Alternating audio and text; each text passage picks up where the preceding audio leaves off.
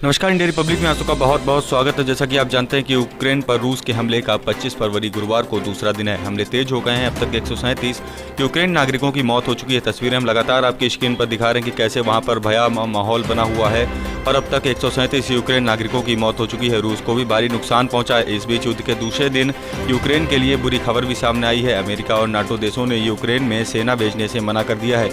इसके बाद यूक्रेन के राष्ट्रपति वोलोडिमिर जेलेंस्की ने कहा कि रूस द्वारा बड़े पैमाने पर आक्रमण शुरू करने के बाद पहले दिन 130 से अधिक यूक्रेनियन मारे गए हैं।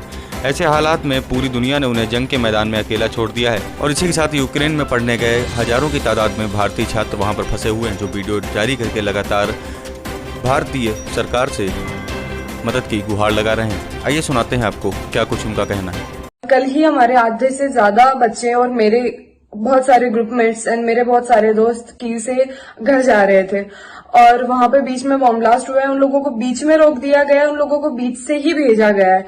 उसके लिए अगर वो लोग इंडियन एम्बेसी को कॉल वगैरह ट्राई करें कि सर हम यहाँ पे स्टक हो गए हैं, हम लोग को आगे बताएं कि हम लोग कैसे क्या हम टर्नोपिल तक जाएं या फिर हमें आगे कहाँ जाना चाहिए, उन लोगों का इसके लिए कोई भी रेस्पॉन्स नहीं है। वो लोग कुछ भी आंसर नहीं कर रहे हैं। यूनिवर्सिटी कह रही है कि तुम लोगों को पैनिक होने की जरूरत नहीं है, तुम लोग बस क्लास आओ। उन लोग को हमारी लाइफ की कोई भी वैल्यू नहीं है। इवन इंडियन गवर्नमेंट को हमारी लाइफ की कोई भी वैल्यू नहीं है। इस सिचुएशन में भी उन लोगों ने एयर टिकट्स 60-70,000 की हुई है। कोई भी मिडिल क्लास फैमिली होगी एक तरीके से, चलो ठीक है, जो भी हाई क्लास फैमिली है वो एक बात के लिए पे भी कर दे।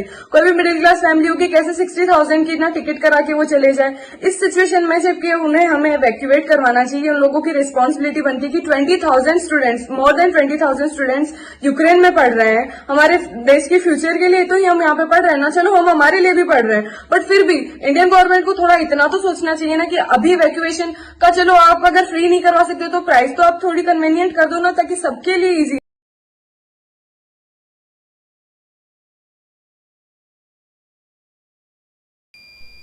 रूस के हमले के कारण कई भारतीय यूक्रेन में फंसकर रह गए हैं, जिसमें बड़ी संख्या में भारत के स्टूडेंट्स भी मौजूद हैं जो पढ़ाई के लिए इस मुल्क गए हैं।